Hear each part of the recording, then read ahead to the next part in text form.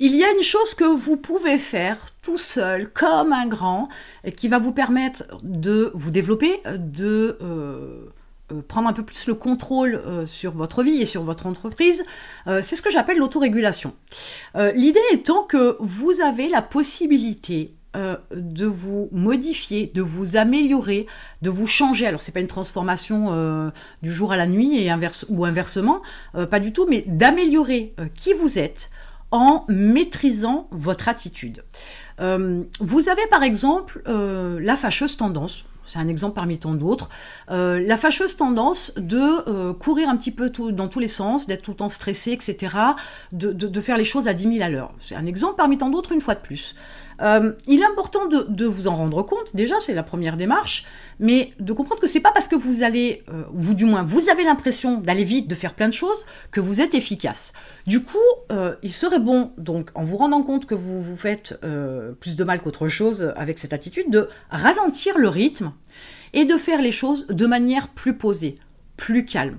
Vous devriez vous rendre compte que ça a des effets bénéfiques, d'abord sur votre sommeil, ensuite moins de stress, peut-être que vous seriez capable aussi de vous rendre compte qu'il est peut-être temps de déléguer certaines tâches, peut-être aussi que vous devriez vous rendre compte qu'il y a des choses que vous faites qui sont complètement inutiles, ça va peut-être raccourcir vos journées de travail, c'est une bonne chose en soi, donc ça inclut ce changement, cette manière d'approcher les choses, cette autorégulation, ça inclut aussi des bonnes choses, des conséquences, des bénéfices que vous pourriez en retirer, que vous ne soupçonnez pas. Voilà, dans cette approche d'aller vite partout, dans tous les sens, etc., cette autorégulation va vous permettre de modifier votre attitude, de modifier votre façon de fonctionner, et vous devriez aussi vous rendre compte que votre esprit va aussi être modifié, être changé. Il va être peut-être plus incisif parce que vous aurez aussi le temps de réfléchir, parce que vous serez plus calme, plus posé. Donc l'autorégulation, c'est une approche que vous pouvez travailler tout seul sur tout un tas d'attitudes que vous avez. La façon dont vous gérez vos clients, la façon dont vous faites vos devis par exemple, de décortiquer un petit peu vos attitudes de manière générale, votre façon de fonctionner vis-à-vis de l'argent, par rapport à la confiance en vous, etc. Tout ça, c'est quelque chose dont vous pouvez prendre conscience sans coach. Vous pouvez travailler tout ça tout seul, entre guillemets, dans votre coin, mais ça peut clairement apporter des changements rapidement. Mais prendre conscience de ces attitudes, ça veut dire qu'il faut aussi prendre le temps de faire le point, de vous analyser de manière factuelle, pas émotionnelle, pour pouvoir faire les changements. L'autorégulation, c'est vraiment quelque chose qu'on ne pratique pas souvent. En général, c'est souvent les personnes extérieures qui disent « Oui, mais tu fais telle ou telle chose. » Ah, je m'en étais pas rendu compte. Et oui, mais tu comprends, les gens, ils pensent que...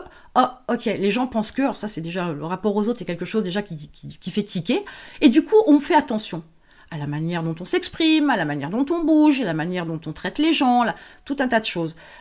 Mais ça ne devrait pas être par rapport au regard des autres. Ça devrait être tout simplement pour vous sentir mieux, pour être un peu plus dans le contrôle. Contrôler votre vie, contrôler votre entreprise, éviter certaines erreurs, etc. C'est pour vous améliorer l'autorégulation, pas pour être mieux perçu. C'est pas la bonne démarche. Donc, vous avez un challenge dans la description de 7 jours. Cette facette, cette vision, cette attitude que vous pouvez avoir, 7 le chiffre, hein, on est d'accord, que vous pouvez avoir vis-à-vis de votre entreprise et de vous-même, sur lesquels je vais travailler avec vous dans ce challenge-là. Ben, cliquez dessus, faites le challenge, vous avez en plus un petit bonus sympa pour vous faire avancer davantage, pour faire un bilan un peu plus complet. Et vous allez pouvoir vous rendre compte, j'espère, de certaines choses qui bloquent votre développement perso et votre développement dans l'entrepreneuriat. Sur ce, je vous retrouve de l'autre côté.